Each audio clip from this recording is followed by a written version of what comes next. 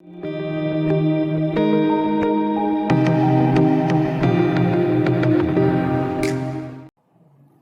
everyone. In this section, we are going to discussing about what type of algorithms are used in a deep razor and what are the hyperparameters and the rewarded function.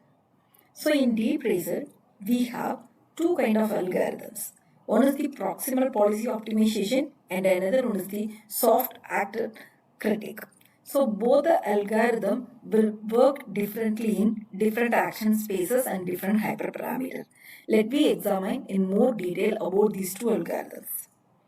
The proximal policy optimization algorithm, it works well in both discrete and continuous action spaces. Whereas in soft actor critic algorithm, there is a SAC algorithm which work well in a continuous action space. And PPO algorithm is based on policy and SAC is not fall in an on policy methodology, it is an off policy methodology. And PPO uses an entropy regularization. So whenever the entropy is decreasing, the confidence level of the algorithm model will be increasing. We will discuss about entropy in detail in a later part. And whereas in SAC, it adds an entropy to maximization of the objective. And PPO algorithm is more stable, but it requires lot of data. But in SAC, it is less stable, but it is having sufficient data to train the model. So now we are discussing about what are the hyperparameters which will help us to configure the model. So first we should understand the meaning of each and every hyperparameter. Then only it is easy for us to go in depth of the algorithm. The first hyperparameter is gradient descent batch size. So gradient descent is nothing but it is an experience buffer. So experience buffer is consisting of a composed images which has been captured by the camera and the action taken for that particular moment. So it is having the buffer is having the past experience data stored inside. So the size will indicate how much data you can store from the past experience. So the possible values what we can set over here is 32, 64, 128, 256 and 512. So these are all the memory sizes. But default size which could be feasible now which is 64. And next one is the number of apertures. So this will represent number of passes through the training data to update the neural network weights during gradient descent. So each and every time the weightage of the neural network has to be modified to increase the performance of the model. A number of passes the training data will be updated has been given over here. The possible values is 3 to 10 and the default values 3. And next important thing is it's a learning rate. The learning rate controls how much a gradient descent update contributes to the network weights. So already the network weights is set and in an each episode the gradient descent is generating some more values to contributing in the network weights. But more number of learning rate will make a feasible path. And next is the discount factor. Discount factor which specifies how much the future rewards contribute to the expected reward. So less discount factor and maximum learning rate will contribute to the fine model. And loss type is a optional one that can also be calculated. So this is an objective function to update the network weights. So the difference between the predicted and an expected will be calculated and based on that it will create a changes in the neural network weights. So obviously we are using two type of loss type over here. One is Hilbert loss and another one is a mean squared error. By default, Hilbert loss has been used. And next one is the number of experience episodes between each policy updating iteration. And in each and every iteration, how much number of possible experience episodes are available has to be identified. That experience episode is from the starting of the training to the end of the training till it completes the track or it's get away from the track. So this is called as an experience episode, and number of experience episode per iteration has to be monitored, has to be specified. So these are all the specific hyperparameter we are configuring while we are creating the model. And more focus on an entropy, it is a measure of uncertainty of the policy. So if your entropy value is less, your policy is having the high level confidence and is suggested an action for an agent. If we set a higher entropy and the confidence level of the policy is very less, it may not suggest a specific value, specific action to the vehicle. The entropy values ranges from 0.0 to 1.0. Possible, we have to minimize the entropy level to get the maximum confidence of the policy. In a SAC algorithm, entropy will tuned by setting the value of alpha. In SAC, there is no categorization for the entropy, but the same has been tuned in an alpha parameter.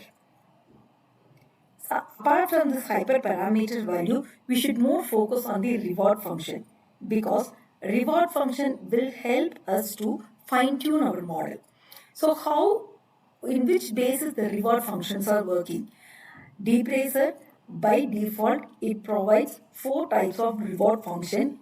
If we wish, we can write an user-defined reward function to maximize the performance of the model. So the first reward function which is given over here is a time. It is based on the time trial method. In a time trial method, we are having 3 types of reward functions are available. One is for following the center line, and another one is stay inside 2 borders, and another one is to prevent the zigzag path. And the third one is comes under the object avoidance and head to head. This is for stay the model in a line and not crossing with the other objects or other agent which is in a track.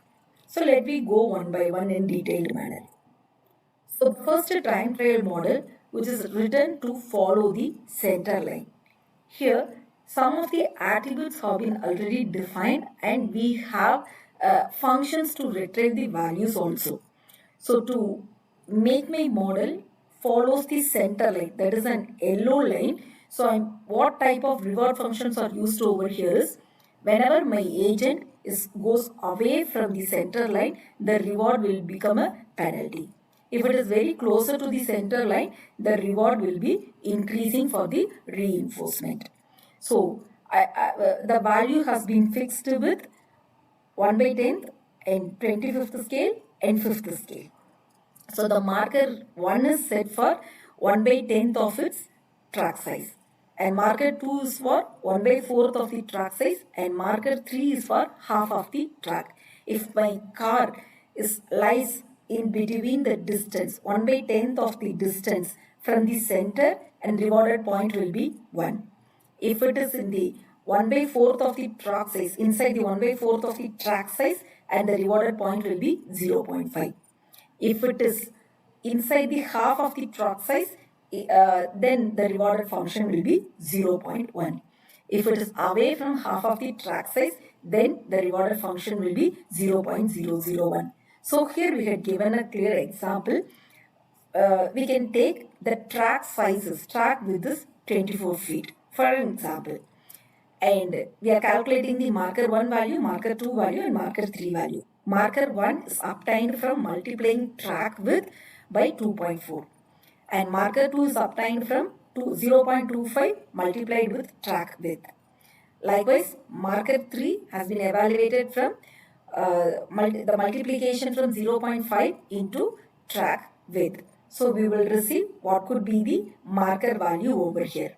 So the marker value is compared with the distance from the center. If it is inside the marker 1, and rewarded point will be 1. If it is between 1 and 2, then it will be 0.5. If it is not inside the 3, then the rewarded, if it is inside the marker 3, then it will be 0.1. If it is not inside in all markers, no, then the reward function will be 0.001. For example, here we can take the agent is positioning at the distance of 3 feet from the center line.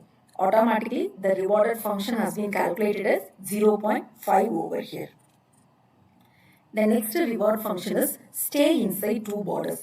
The agent has to be stay inside two white line. That is an inner and outer line. Two white line, it has to be stay over there.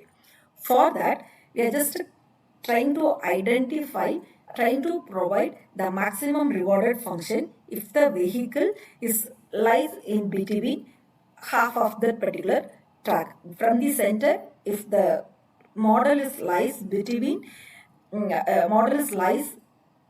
in the half of the center line or half of the distance from the track size, then the full reward will be awarded. If it is go away from the half of the distance, then the rewarded will be more over here. For that, first we have to verify whether all wheels on track. If all the wheels on track, then I can identify the distance between the agent as well as the center point.